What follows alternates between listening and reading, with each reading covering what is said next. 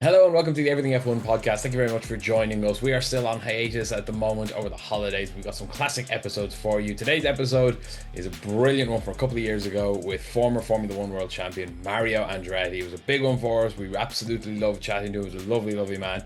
We hope you enjoy it and see if you can spot the tease where he lets us know the Cadillac are coming. Enjoy it, get subscribed. We have some very big news for you very, very soon. We look forward to seeing you in the new year. So hello and welcome to the 101st episode and the final episode of the year for the Everything F1 podcast. And now I'm not understating this when I say we have saved the very best until last this year. My name is James Tiller, and alongside me today from the Everything F1 team, we've got Coops and Sean. Hiya, Coops and Sean, how are you? Oh, very good. Good. Doing well. And do not adjust your TV screens. Do not adjust your headphones if you're listening to us on our podcast. The voice and the pictures of Mario Andretti are certainly what you're going to be hearing over the course of the next podcast. So hi Mario, thank you very much for joining us on the show. My pleasure, gentlemen. Thanks for having me. You are very welcome. Okay, so Mario, you're one of only two drivers who have actually won races in F1, IndyCar, sports car and NASCAR. But what I want to know is, where did the love and desire for motor racing come from? It started right at the very beginning of my life, if you will, when I just was old enough to reason, if you will. And we were still living in Italy, and motor racing was very prominent, and especially, in the 50s when Ferrari, Maserati were great protagonists in Formula One, and we had homegrown heroes, Alberto Ascari and Farina winning, and of course going against Fangio, Moss, and all those great moments in Formula One. And my brother and I just totally gravitated to the sport. I had a twin brother, Aldo, and we both shared the same desires, we were fascinated the same way, and that's it. And so from the very beginning, there was never a plan B. And pursuit was on. I had no idea where it was going to go, but the pursuit was on as a dream, at least at the time. Excellent. So when did you start driving then? Was it there in Italy, or did you wait till you went over stateside? Well, we left Italy when I was 15, and so as far as driving, what type of driving you're talking about? Just driving cars or driving race cars? Race cars. Sorry, yeah, race cars. That was at age 19. 4 years after we arrived in the United States, that's when it all began for us. And so again, we built our own car. We started building a race car, a stock car to race locally 2 years after we arrived at age 17 with Wow. 4 other friends. Of course, we always had the geek, the one that knows everything, to guide us. And 2 years later, we started driving on the local level.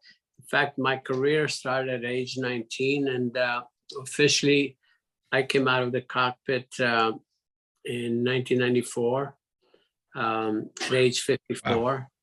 And my very last professional race was in 2000 at 24 Hours of Le Mans. This is a crazy career. I think can't be beaten. I don't think.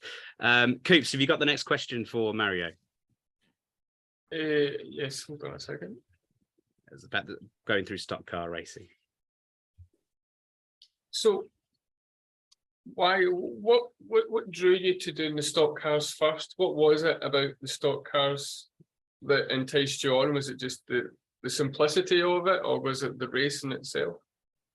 Well, I think it was just the opportunity, and it was doable at the time. That at the time was least sophisticated, if you will, and so it was the most practical way to get started. My objective, however, right from the very beginning, was always to get into single seaters, as quickly as possible. And all of that began when actually I turned 21, which at that time it was legal. It was legal to only race when you were 21. We actually were racing illegally, if you will. But we fudged our birth date on our license, on our driver's license, and we got by. And so, but 2 years later, when I got into midget cars, and went 3/4 midget, full size midgets, and the objective was to try to get into the top level here in America, the Indy cars. Always in the back of my mind, Formula One, however, but I had to establish myself, here, and everything went, believe it or not, pretty much as you would hope, as we thought we designed it, but at least things were just happening the right way, progressing along, and by the time I reached the top level in IndyCars, my very first year in IndyCar, I won the national championship, and Wow. and so that all of that, helped with the sort of developing a reputation, if you will, that you belong in a business. And the best part about that is at the Indianapolis 500 in 1965, where Jim Clark won, I finished third. I was a rookie of the year, which is something that obviously at Indianapolis seems to have some value. One of the many accolades you got during your career. Yeah, well, but the interesting part about that is I really try, and I did befriend both Jim and Colin throughout the month of May, because you spend a lot of time here for that race. And when we were saying our goodbyes the day after the race, I told Colin, I said, Colin, someday I would like to race, to be in Formula One. And Colin says, Mario, when you think you're ready, you just call me. I will have a car for you. Very nice. I've said this, I repeated it 1,000 times, but it was one of the happiest days of my life at the time, for sure, because knowing that, that was out there, it was up to me then to develop some of the skills necessary to feel that, okay, now let's give it a try. And 3 years later, I did exactly that. I just worked very hard as I could to try to develop, some of the road racing skills. And I had won some IndyCar races on the road course, and I had won some sports car races. I won 12-hour Sebring with my teammate Bruce McLaren and things like that.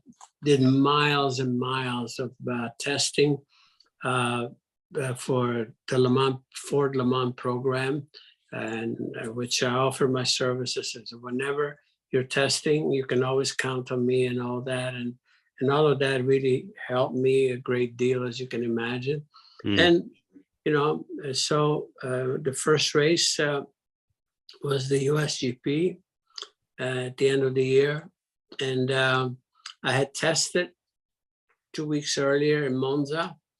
I was supposed to have a start in Monza, but I had to come back to the States on a Saturday to race here, because I was going for the championship and then go back Sunday and they won't let me start, even though my car was on the grid. So my first official debut was the USGP at Watkins Glen a couple of weeks later, and I put the car on pole, which it surprised me even, obviously. But the fact that I was next to Jackie Stewart was also premium, if you can imagine. Yeah. It was the best possible way that I could have had, an first outing, especially with Lotus. So, and from there, obviously it's history in the sense that I had offers race. Even Colin gave me full time, but I couldn't. In those days, I just could not afford to do it. Things were, my contracts that I had here in the United States pretty much kept me here, and financially, I I have to say it, I just couldn't afford to make the move at the time. But I always kept that in the back of my mind. That's why from 1968 to 1974, I did Formula One pretty much, part-time, if you will.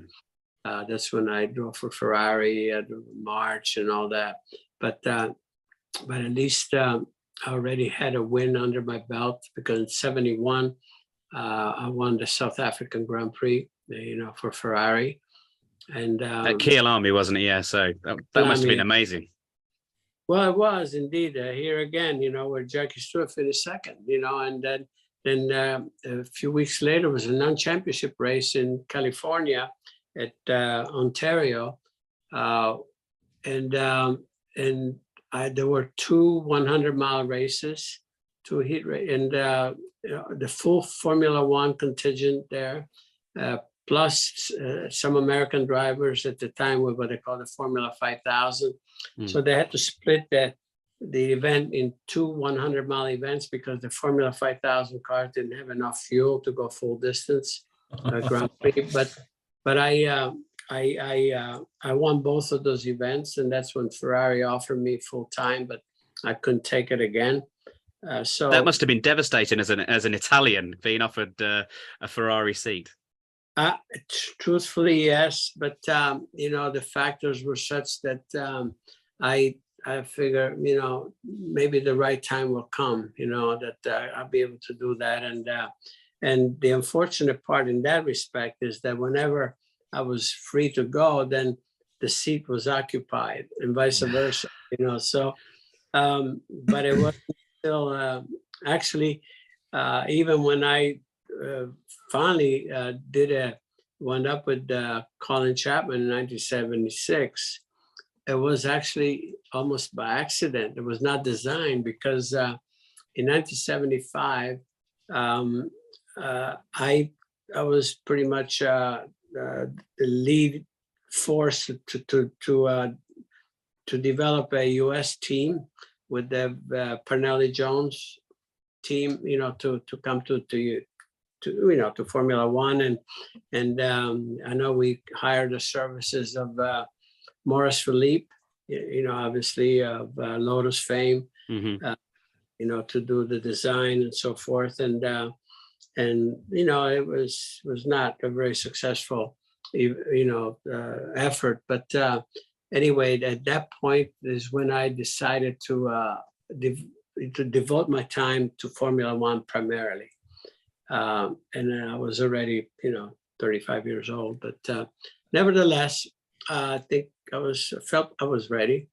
And then at the beginning of the 76 season, we're in Long Beach, and I think, and then I found out when I was on the grid that the owners, Parnelli Jones and Val Miletich, they announced the retirement, the withdrawal, I should say, from Formula One without even telling me. So that was nice of them. yeah, great. James, here it is. One of the announcers, broadcasters, puts a mic to me. I mean, a mic on my face just before we're ready to on the grid, and they said, "Mario, what's your thought about this? Would be your last Formula One race?" I said, "What?" Oh no, that is not the way you want to find out. So things didn't go so well. I didn't. We had an issue with the engine in the race, and then the next morning, I'm having breakfast at a place called the Queensway Hilton, and Colin Chapman was a couple of tables away, and we were both alone, and we both had our chin in our socks. Totally. I mean, and I looked at Colin, he looked at me, so I said, "Colin, may I join you?" And he says, "Yes, of course." So we started chatting, and he said that, he probably had the worst season, worst weekend of his career. that weekend. And I said, well, I'm out of a job also. I said, and I would definitely like to continue in Formula One. I designated this time to just do it full time. And he said, I wish I had a decent car to give you. And I said, if you give me number one drive, I said that we'll make the car. We'll get the car the way we want it to be. And he said, right, we're on. And then we just he gave me a contract, and that's how it all began. Just as you can see, it was not very official. It was very just one of those things in life that happened. And again, the rest of it, that 76 season was really was quite good in the sense that we just improved the car. We got better and better. We got a couple of podiums, and then winning the last race in Japan was probably the best thing that could happen for the team, to just keep that momentum. And then, of course, I actually wanted to just ask you about that race, actually, the Fuji, because I've been watching back, especially in the past couple of weeks since we knew you were coming on, some of the best races of your career. For me, that day in Fuji was one of the most impressive drives I've ever seen in Formula One. You said yourself the car wasn't great and obviously became a lot better the following year. But I mean, and that race was maybe a little bit overshadowed by Hunt winning the championship and everything that happened to Lauda that year. But I mean, how did you yourself find the conditions? Because Niki Lauda himself said, it was maybe too dangerous to drive and he wasn't going to put his life on the line and stuff like that. And there you go, lapping the field. So you must have thought it was drivable at least. Well, quite honestly, Sean, what felt good about that is the fact that we were on pole in the dry, so the car was good, and of course, everything changes when it's conditions that we were facing, but just one of those things. You just soldier on and kept it on the track. I don't know how, because aquaplaning down the straighter was just atrocious. It was unbelievable. But anyway, just kept it on there, and as you say, things really worked out. We had a good go at it, and strategy worked out. I decided to stay on wets right to the end, even though it was, they were down to the cords, and I think James and some of the others stopped for slicks, but I think I had enough pace that couldn't catch me, so I still won by over a lap, over IA, and then James finished third and won the championship. Sounds very similar to what Lewis Hamilton did in Turkey a couple of years ago, just staying out on inters when everyone else thought, no, I can box for slicks, and Lewis was like, no, I don't need to. I'm fast enough on the wets. I'm grand. I'm quicker than all of you anyway. Well, that's at that point I was as quickly as you possibly can, as rationally as you can. You assess the situation. I'm not going in, and because I said I'm just going to stay out here, maximize the situation, and I hope it's good enough. And that's what it was. I think it was a right decision, obviously, in retrospect. But yeah, you have to make that decision sometimes and hope it's the right one, and it was. I want to go through. You obviously went through many series before getting to Formula One. You went through stock car racing, NASCAR. Then you graduated to open wheel via IndyCar, and then obviously Formula One. But how was the transition from each of these types of car? How did you find that? Was it difficult to kind of adjust to that sort of driving in each of those vehicles? Well, I think when you're driven by just this burning desire, you sort of have a way of adapting, and because you really want to. It's all about really wanting something so badly. And at the end of the day, each race car obviously has its own characteristics, and you have to adapt to that. But you're looking for that balanced feel, which is universal. And but I found that especially driving sports cars, sports prototypes, where you don't have the luxury to really set the car up to your total liking because you have a partner, that not everybody likes it the same, and you adapt. And that teaches you to do exactly that. But I was just curious enough that I just wanted to do it. I didn't have to move around like I did.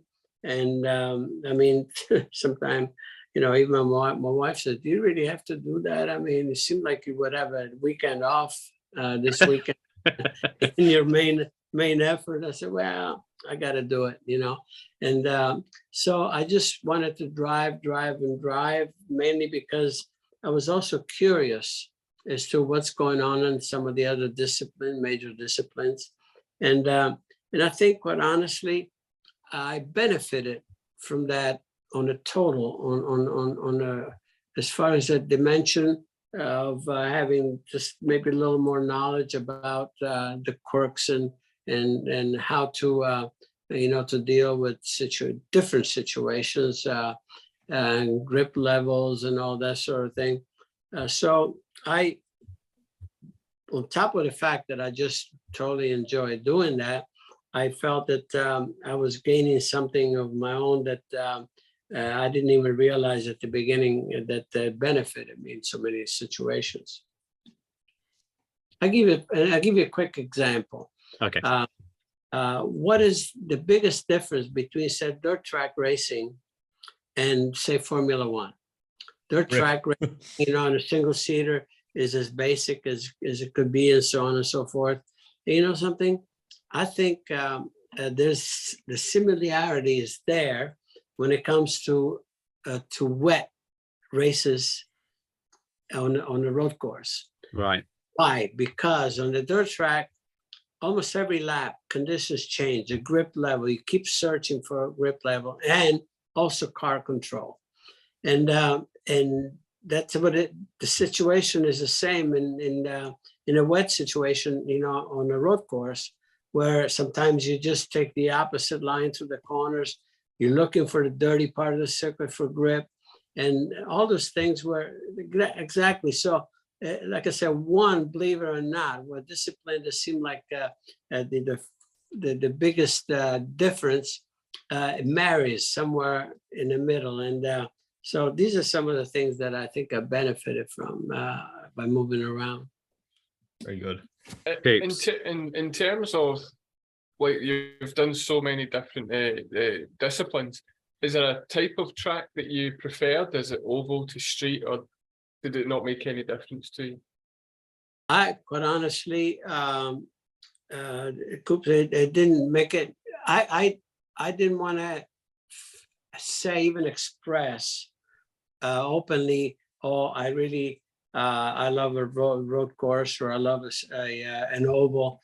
I tried to approach it all the same, because if you approach any event with a negative aspect, "Oh, well, this is not really my favorite," you're only going there, you're defeated before you even get there. So if I had to choose just one, say road racing versus ovals, I definitely would choose road racing. I always said that. And but at the same time, the fact that I've raced and won on ovals, whether it was on a dirt track, paved, a different mile track. I went from a quarter-mile track, half-mile, dirt, third of a mile, 1 mile, mile and a half, 2.5 miles.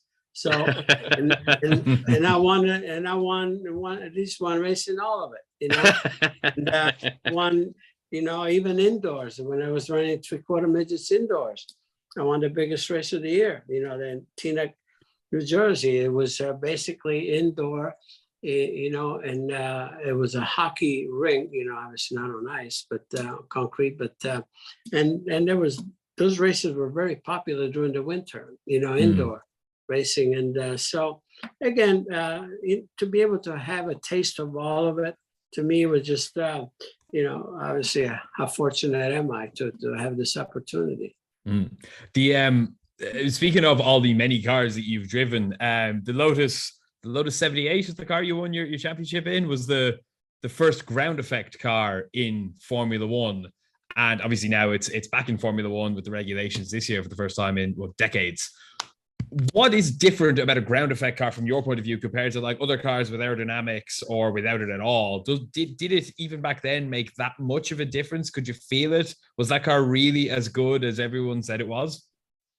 Well, yeah, I mean, Sean, the aerodynamic effect of a race car is just, it's really what a driver dreams about. I mean, because all it is, I mean, what do you want to, what's the objective? The objective is to go quick through the corners. And that's what it allows you to do, you know? So, yeah, I mean, once we discover how, you know, effective ground effects are, you know, because with ground effects, you have downforce without penalty, without, you know, frontal area penalty. And so, yeah, it's all about obtaining, you know, getting the balance, and then you go. It's going to be quicker. And so, but that's what I found fascinating throughout my career, to be part of some of those developments, you know, but all of a sudden you have a breakthrough, you know, something that no one knows, no one, you know, experienced before, neither us either, but we fell into it. And and then from there, all you do is just try to, you know, to perfect it, if you will. But on something you touched on, for instance, just like now, of course, the present Formula One car, you say it has ground effects. Well, so did the ones before. You can obtain some ground effect from flat bottom with diffusers. You still have, but with the tunnels, like they're came back to the tunnel. Yeah, it's more pronounced, you know, and so it's more refined. But and what it does, I think the objective was to get more suction without the turbulence that you get from the wings to achieve, you know, the proper grip, you know, or the proper effect, aerodynamic effect. So, and I think that they've achieved some of that. I think every driver in Formula One will tell you that, you know, the new car it's probably, you know, it's easier to follow closer, you know, and all of that, which was the main objective of going in that direction. You ever experienced the porpoising? Oh yes, yes, indeed. I remember. Headache inducing. Yeah, especially the Lotus 80, which obviously had much more downforce. All of a sudden, we just didn't have. Even I was testing in Holland at Zandvoort, and down the straightaway. I think if I would have had a false teeth, I think they would have fell out of my mouth. Oh, that sounds very difficult at 200 miles an hour, trying to concentrate on keeping your teeth in your head. I was watching, especially at the early part of the season, some of these guys, I mean, just bouncing around, batting, and I remember those days very, very well. we got dizzy just looking at them this year. It must have been awful back in the 70s and 80s to have to go through it. Yes, it was. It was not very pleasant, for sure. But you'll sacrifice as long as you get downforce for the corners. You know, you can't wait to get through the straightaway. Yeah. Let me get to the corner so I can benefit from this. And it feels like it's on rails then. Yeah, exactly. Was the 78 car your favorite F1 car of all time, or have you got a different favorite? Well, in 1978, it was a Lotus 79. Obviously, it was a refined model from the 78, you know, in 77, you know, the model car was a year ahead, you know, but, you know, in 77, obviously we were learning throughout, you know, the season more and more. We learned about skirts, all that sort of thing. And then 78, with the Lotus 79, the car was, if you look at it aerodynamically, aesthetically, it was much cleaner in every respect, and you know, more refined. But you know, I like both quite well. I mean, because I think in 1977 with those 78, we probably would have won a world championship easier, even in 78. If we had some more reliability in the engine. We were losing, we didn't have any reliability in the engine, period. The problem is Cosworth was experimenting with us a bit too much. We didn't need it. We wanted to finish. We needed a reliability, which I mean, just the one race in Canada, for instance, I was 3 laps from the end. I was a lap ahead of Jody Scheckter. All I had to do is finish. I let him unlap him. I said my oil pressure was just non-existent, and I was trying to bring it home. And about at the end of the straightaway, the 2 corners from start finish line, 1 corner actually, the engine blew up, and just winning that race instead of being classified 6th, I would have won the world championship in 77. Oh, that's heartbreaking. Yeah, but I have a couple more of those, yeah. And I ran out of fuel twice leading also in 77. So yeah. But so I love both years. I love the cars very, very much. It was doing what any driver hopes that it would do. And I understood the car very well. You got to go in this year's McLaren. What did you think of that? Oh, it was amazing. I just wish I would have had enough time to fit better in the car. The pedal platform couldn't come close enough to me, and so that had to move me forward. And there's so many things that unfortunately couldn't accommodate for me to really squeeze the car the way I wanted to. But I got the idea of it, and it's everything what I expected and more. I was just I wish I would have had a full day, like a proper day, to get the test and get me fitted properly, so I could just I put my teeth into it. But overall, though, I Zach Brown and McLaren a great deal for giving me that opportunity. So so I could say definitely I don't have to estimate anymore. I know how much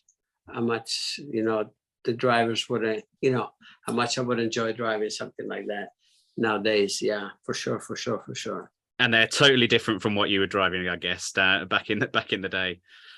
Yeah, indeed, of course. But I've been, it's not that I'd be totally out of it, even though driving the 2-seater and so forth, it's more of an updated, we're up to date situation, with all the technology, and I even did a little bit of testing for my son that nobody knows about.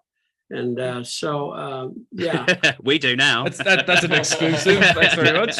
Nobody knew about. We'll bleep that part out. Don't worry. No, we won't. We'll leave it in. Actually, well, you're not the only Andretti to venture into racing. Obviously, you say you had a twin brother that was also in there, but you've got a bit of a dynasty that's following you. You've got your son and then his son going into the sport.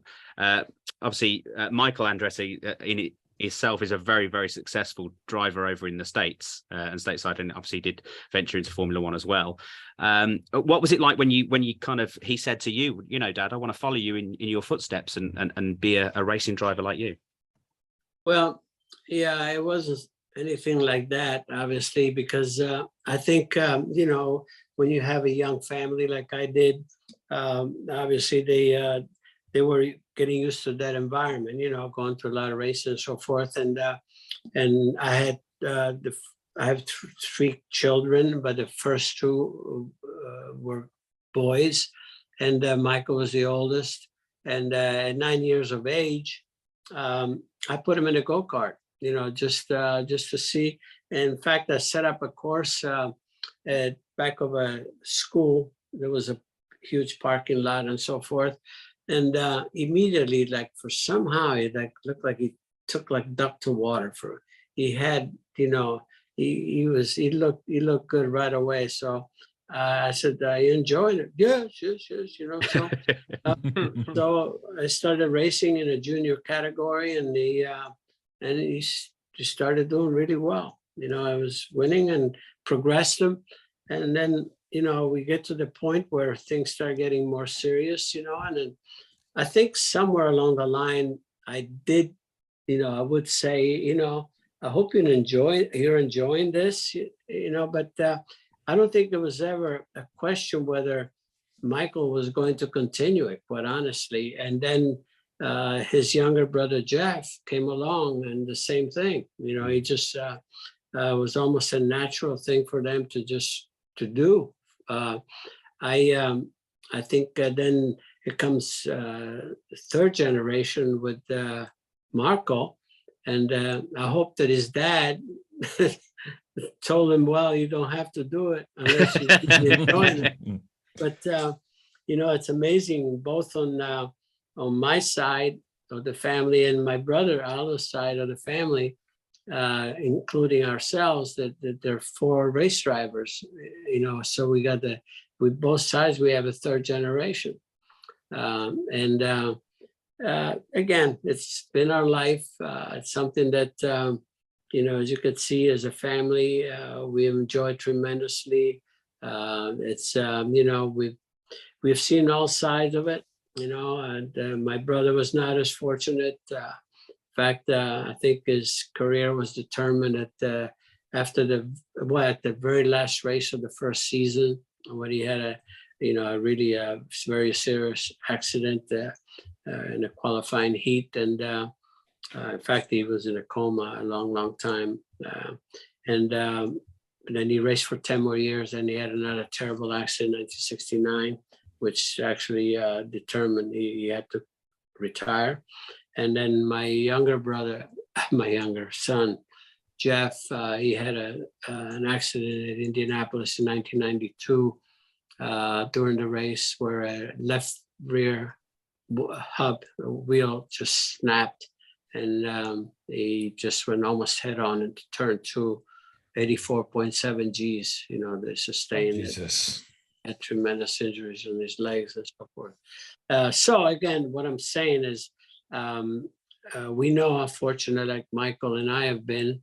Quite honestly, we don't take anything for granted, but we also know that you know, that how cruel the sport sometimes can be, and we experience some of that too. But in general, I must say, I don't think any of us would have traded what we did for anything else. You know, and again, from my standpoint, I was the fortunate one, I think, more than anyone, because of my activities back in, you know, in the 60s and 70s, where we all know about the safety aspect. You know, it was certainly not what we're enjoying today. And somehow I dodged a lot of bullets, you know, along the way, and I got through it.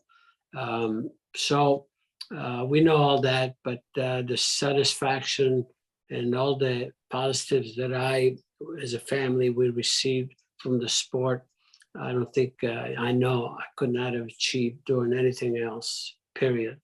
And that love and passion continues, has never diminished, certainly now on my side. And you could see even, you know, with Michael, even, you know, as a team owner and so forth, he's very ambitious.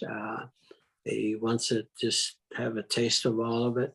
And I'm very proud of that. I'm very, very proud of that, those objectives, which are real and strong. And that's it. I mean, the sport has been our life, you know, and we're enjoying it. Yeah, well, your name is synonymous with motorsport. Everyone who knows motorsport or watches motorsport in some capacity will know the Andretti name, and that's due to obviously lots of great drivers, and of course the team owner of Michael Andretti. And now he's trying to bring a team into Formula One. Now, I don't know the ins and outs of it, but is it going to be possible in the next few years to see the Andretti name in Formula One with Michael as a team owner? Well, it's not from the lack of trying, I can assure. And we're trying very, very hard. I mean, I assure we're working every single day to accomplish that. And again, it's the pure passion that drives us, but we know the business, we know what we're dealing with, we know what we're facing, and the objectives are clear, and we're not giving up by any stretch of the imagination, but some things are beginning to look positive. You certainly wouldn't be lacking for a fan base if and when it does come off, because as Tiller said, I mean, anyone who even has an inkling towards motorsport knows the Andretti name, and I know I'd be buying lots of Andretti merch if he made it into F1 as a team owner. We keep our fingers crossed that might happen someday soon. Start saving your money then. there's the confidence that we like to hear. That's definitely it. I'll start putting my fivers away now. Yep. So the profile of F1 has changed completely in America. Obviously, it's kind of blown up ever since Drive to Survive, and obviously before that it was taking a very slow but steady growth. But now it's huge over there. Is that can you see that continuing into the future? Is that why obviously Andretti Motorsport or the team Andretti want to get into it so much? Well, that's obviously that's a positive. So there's a positive is a positive, and that's not the only reason. I mean, the fact that, as you said, Formula One has really all of a sudden has really captured the imagination of the motor racing fans in the United States, like no one could have ever possibly estimated, and that's a good thing. It's a great thing for the sport. I mean, next year, I mean, we're coming up. We'll have 3 races here, and not just something temporary. I mean, there's honest to goodness investment in that. So there's a future to that, and again, it's a balloon. You got to feed it. You got to keep feeding the balloon. It's not. It wouldn't hurt to have another American team for sure. On the grid, and and it's Formula One is enjoying great moments, and of course you like to be part of it. Coops. Yeah, moving on to kind of your career and kind of looking back on it, who would be your greatest competitor that you've faced on the track? Your best rivalry or your best rival? Well, it's hard to define just one. All I can say is that coming through the ranks, you're always trying to progress. And as you go forward, you reach a certain level. There's always someone that's a number one in that particular, or at least, it's a person a driver that you're never going to be able to be successful unless, you're able to get up to that level. And I remember that I just mentioned before, but coming into the top ranks of Indy cars, the driver that obviously was doing a lot of the winning and was a current champion was AJ Foyt, and he was 5 years my senior, and he was already established. And my objective was,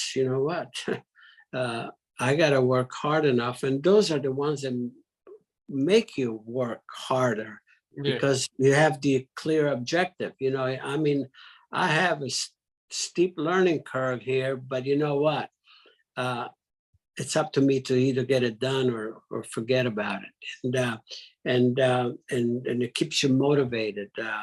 In Formula One, I mentioned earlier, it's if you win or if you're on pole, what puts more premium on that position is who is behind you, who is.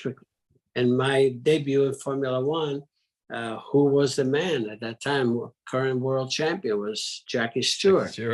And to win race, my first race, and have Jackie Stewart second, to be on pole, my first race, Formula One race, and Jackie Stewart next to me, it gives you the feeling, oh my God, thank you.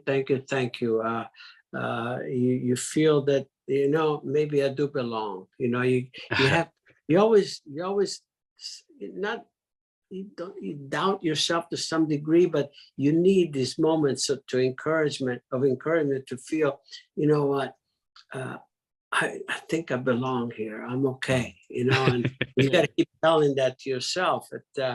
It's so important to be able to have the confidence, that drives you and makes you better and continue, and you continue to, to just try to enjoy what you're doing, and so again, I just mentioned too, but as decades, as time goes on, there's always someone out there that's better than you. And almost every season you could probably say, oh man, this dude, man, I gotta figure it out and all that, that's the beauty of it. And I don't think, I think it's a work in progress as far as learning to the very end. I think, out of my, 800 and almost 900 races in my career. Wow.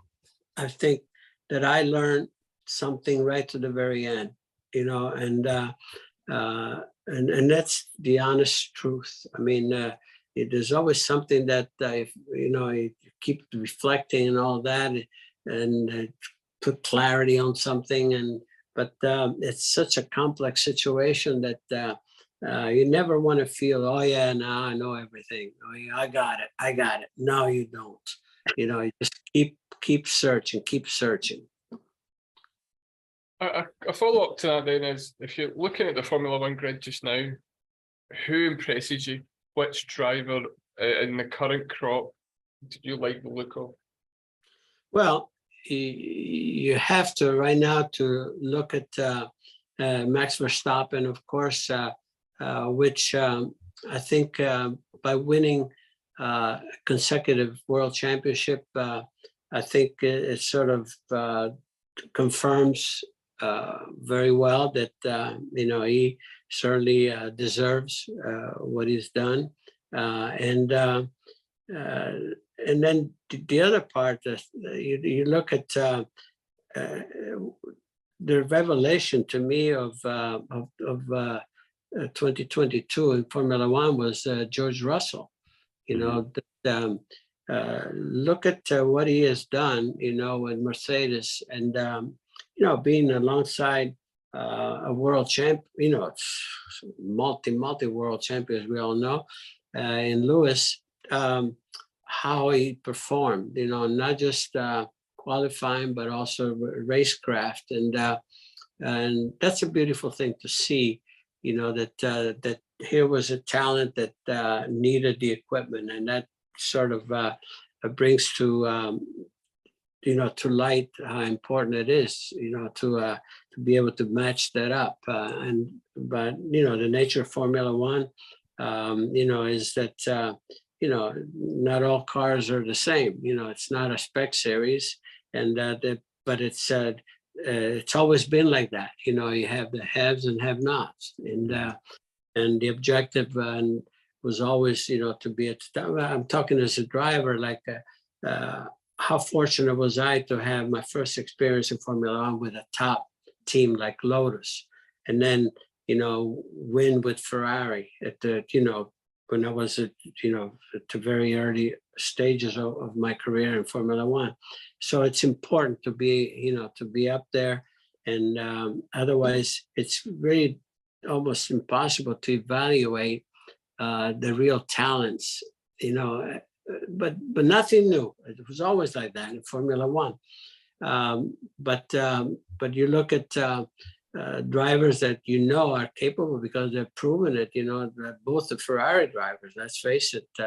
I think there's no question in my mind that Charles Leclerc will be a world champion. In the future, and perhaps Carlos Sainz as well.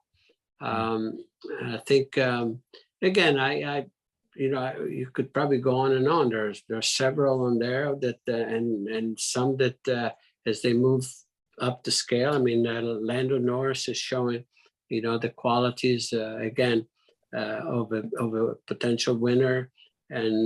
But there's so much to look forward to, in the sport today at the top level. There's things that that unpredictable, and that's what makes it interesting. There's fans, and I wonder, so and so, some driver captures your imagination, and you start following a little bit closer and reflecting, and that's the beauty about a sport, obviously. And again, but there's the roster, of all the top level of the disciplines is very rich nowadays. Formula One, some great talents, and the teams are closing up. You could see that, McLaren has been knocking at the door. It's going to be interesting to see, with the, Sauber coming on, with Audi on board, a lot of things. And of course, I think never, ever count out Mercedes, as you can imagine. We'll see how long Red Bull can maintain, obviously, their performance. So, a lot of good things to look forward to, for sure. Yeah, the sport's very much in good hands. But I want to move to a different sport now, because you've also driven for over many years in Le Mans as well. What was the attraction to Le Mans? Obviously, you've been in this open wheels for many, many years, and then you decided to go into a completely different way and go to Le Mans. Well, here again, I think, Le Mans, why not? It's one of the classic events ever, in motorsports, and having that opportunity. I jumped at the chance to do it very early on in my career, very early on, and way back to 1966, and always just loved driving that circuit. The speed, tremendous speed, and all of that, everything that all the challenges that it provides. I love Sebring. 12-hour series was a tough one. Daytona in so many ways. I enjoy my sports car racing very much. The cars are always very interesting. Technically, also, over the years, that. Even the design, the aerodynamic aspect of those cars when they started coming to downforce and all that. That was to me a very special challenge that I loved, and I think here again, you'd be surprised how much that teaches you about be able to drive, to be still fast, have. The pace without taking so much out of the car. It just always teaches you something that will benefit along the way, and whatever your main efforts are. My main effort was always either, Indy cars or Formula One, as far as the open wheel situation. Everything else just was filling in. And what was it like having to rely on teammates as well? Obviously, you quite clearly had the caliber that you require to win championships and win races, and you knew that. But then, obviously, having to rely on teammates to continue that throughout, obviously, portions of the race for your team. Yeah. That's it all goes with it. That's why sometimes you figure, oh my goodness, how fortunate am I? Or other time, there'd be a couple of times that unfortunately I said, maybe I'll stay on an extra stint or something. I can do another 2 hours. I think everybody has that moment, but overall, I've been really, really fortunate to be with really absolutely champions, on named Jack Eakes for one. We have some great success together. And of course, Bruce McLaren, that I was winning, Sebring for the first time like that was strong. Chris Heyman, and so I've been very lucky, While we're talking about Le Mans, obviously in the past kind of 5-6 years, Fernando Alonso has really brought back to light the idea of the triple crown of motorsport. So Monaco, Indy 500, and Le Mans. Fernando did everything except Indy, try as he might, because his Honda wouldn't work, which is the story of his career recently. And unfortunately, you yourself obviously missed out on the Le Mans of that triple. Do you ever regret not being the second person ever to claim that? Or for that matter, do you have kind of any major regrets from your career? Or do you kind of just, what happened kind of approach to things?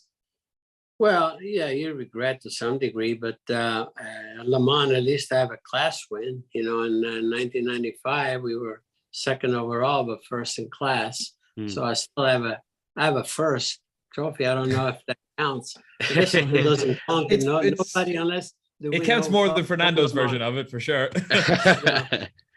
So I still can claim that I won Le Mans. Yeah.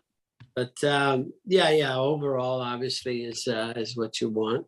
But there were, some situations there that took us out of it. We should have won in '95, and I made a mistake, and so did Bob Wallach. That either mistake, I think, cost us, and that's unfortunate, but that's the fact. Sorry, go on. Sorry, I'll change that in the record books to 2.5 out of 3 of the Grand Slam. I'd push it even further. 2.9. Yeah, 2.9 out of 3 of the Grand Slam. I'll accept that. You once said, if everything seems under control, you're just not going fast enough. Do you think that still applies to modern Formula One cars with their insane downforce and massive tires and power steering, or is that? Absolutely, of course. I mean, let's face it. You leave anything on the table, and you're not going to be there. Somebody else is going to do it, and better than you. It's just to be able to be on pole, and that quote came from we were, after I came out of the cock, we were just writing, I think it was like the 3rd or 4th book. It was, and the co-author asked me, says, explain to me qualifying. And the first thing that came to mind was exactly that, because there are times whenever I, would have a pole qualifying lap, it's a lap that I probably thought I could never duplicate without, maybe a disaster, if you will. And that means, I think I just rang everything out of that car that I thought it was possible. Like you're right on the edge of disaster. And I figured I hope this works, because I don't think I can do it any better. That's all. And I'm sure that you probably asked this, some of the drivers have had those experiences will probably tell you the same thing. And that's why that came to my head. That came to mind at that point, when I was asked that question. And then also, I was thinking, I'm watching Wide World of Sports here in America, where they were showing some downhill skiing. And I remember Franz Klammer. And I met the gentleman, Franz Klammer, coming downhill. And I mean, he was just totally on the edge of disaster, but just making and he sets a record, obviously, and it wins gold. And so it was the same thing as in racing, when you're competing at that level, you have to be just on the edge of disaster, but avoid it. and that's the tough part. And that's the best chance of setting a record. Just pushing boundaries all the time, pushing the limit. Pushing the limit. Okay, so what's your favorite story to tell from your motorsporting life? You get invited to dinner parties all the time, I'm sure, and you get to speak to many people. What's your greatest story that you get to share with at these events that you go to? I'm sure you've got some great ones. Well, yeah, I don't know. I mean, I would have to have some time to think, but I'm just looking at the wall. And at the 100th anniversary of Mercedes, I was invited to Stuttgart, and who am I sitting with? I'm sitting with Sterling Moss, Manuel Fangio, Wow, John Surtees, Bill Hill, all of my heroes. When I was really coming through, when I was really obviously dreaming about being a racing driver. And I said, what a wonderful thing, what a blessing that was to have this opportunity. And, what's interesting is that I had a captivating audience. You know why? Because I really knew the particulars about their careers. And that fascinated them. It says, they said, I can't believe you know so much about us. I said, oh, you'll never know. You'll never know. How much I enjoy those moments and so forth, and how much I wish I was in your shoes and all that sort of thing. So it was gratifying to be able to have, moments with such greats, and then having them appreciate the fact that I knew so much about their careers. I'd say they all appreciated that, especially in an age before kind of mobile phones and the internet or YouTube, where you can go back and just quickly Google. If you knew it back then, it's because you were absolutely ingrained in their careers, which I'm sure was even more impressive from their point of view. It's like some dinner party, though.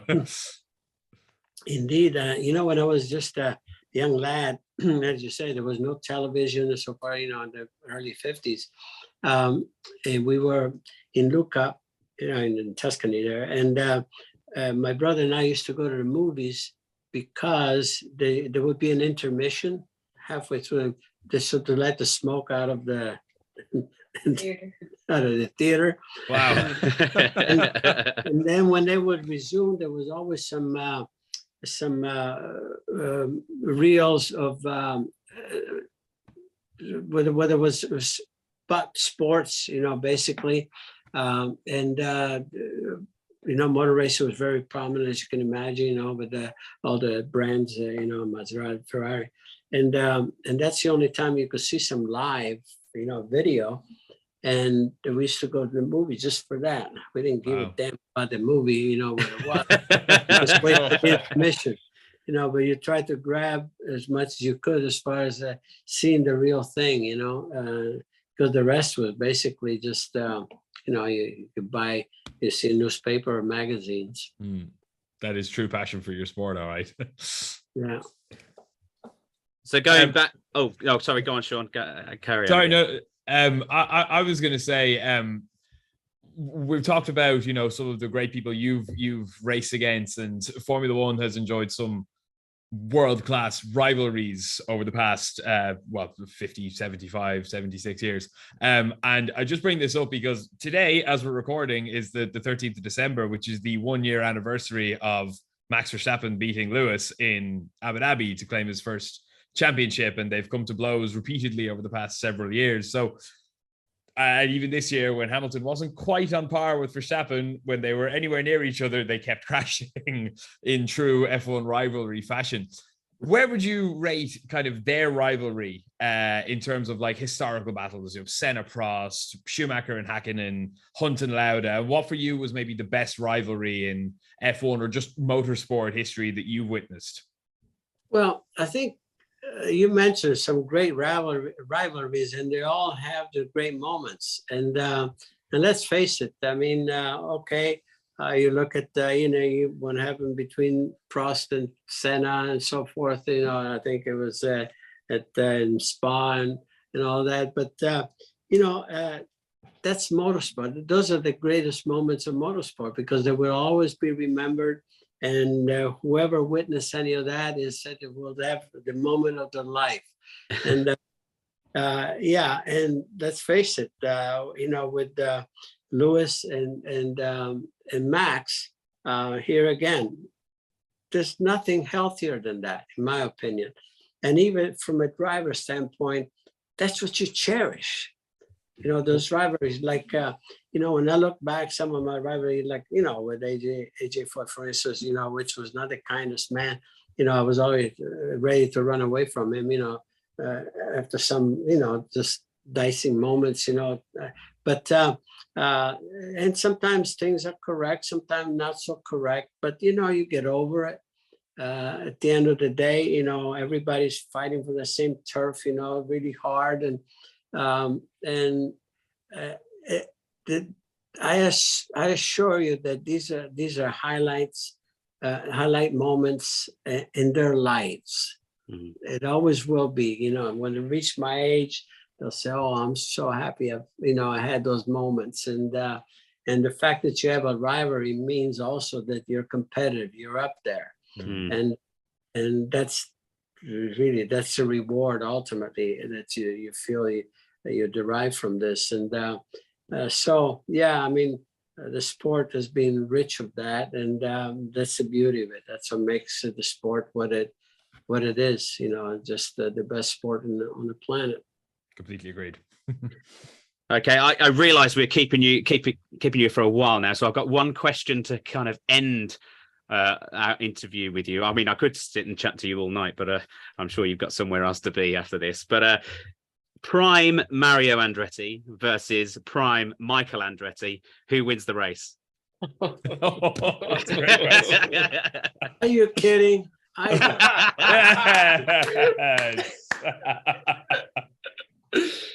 No question, eh? Well, we won't be getting Michael on the podcast now, will we? I guess what the answer will be.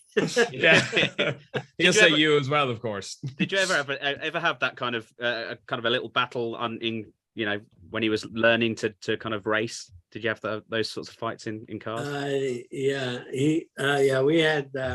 What's interesting is, my wife. I only started appreciating what she was going through when both of us were on the track, and she said, "Mario, it's your son, and every time that there's a competitive overtake, you two always have to touch wheels." I said, "I don't know why, it just happens that way."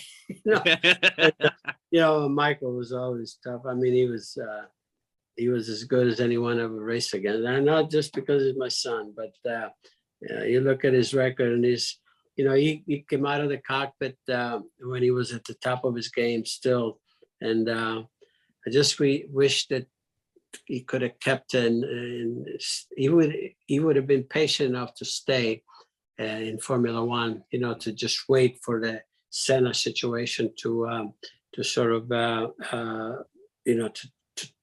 to take the to get resolved. That when Ayrton finally went with Williams, he would have had the ride there, and I would have loved to have seen him stay there, because the second year would have been a totally different story. But nevertheless, I mean, Michael and I, that we were on podium in an IndyCar race 15 times, and wow. First and second 5 times. Wow. And on the front row 10 times. So it was 5, 10, and 15. That's got to be some sort of record. Well, to me, it's so incredibly rewarding, as a father and son situation, at the end of the day. And we had the closest finish, in 1986 in Portland. He should have won. Obviously, he had a fuel pickup problem, and I beat him by about 2 inches. Oh, nice. Were you on the Christmas card list that year? He was not happy. He was not happy. My wife even said, "Mario, how could you do that?" I said, "Very easily." By the way, Amy just reminded me, it was Father's Day, here in the States, it was Father's Day, and Michael on the podium was not, very happy, and Michael, lighten up, it's Father's Day. He goes, "Oh, happy Father's Day." Brilliant, absolutely brilliant. The ride home on the airplane was very, very quiet. Did he get you a gift, or did you say, "You have the big trophy, that's your gift"? Yeah, that's my gift, and stuff it. Yeah. Oh, that's very good. I know from me, myself, I've really enjoyed this podcast and speaking to an absolute legend of motorsport. I wish I could sit and talk to you for hours on end. I'm sure there are many stories that we could delve into, and I'm sure Coops and Sean feel exactly the same.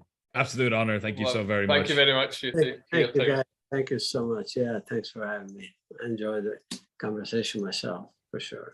Great. Well, thank you very much, and we'll see you again in the future, hopefully. Yes. Hopefully on the grid, not too far in the distance. That's right. Pleasure. All right. Well, thank you very much, Mario. Bye-bye. Yeah. Bye-bye. Bye. Bye-bye. Hi, this is Mario Andretti. You're listening to Everything F1.